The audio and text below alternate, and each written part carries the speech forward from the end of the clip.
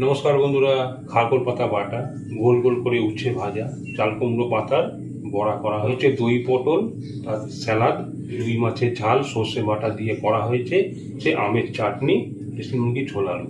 এখানে অল্প করে ভাত নিয়ে নিয়েছি।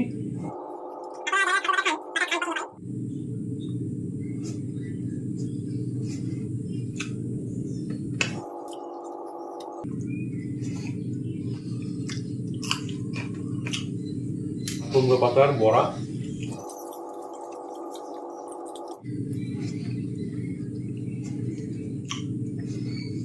লাল লাল ঝাল ঝাল, রসা রসা, কষা কষা।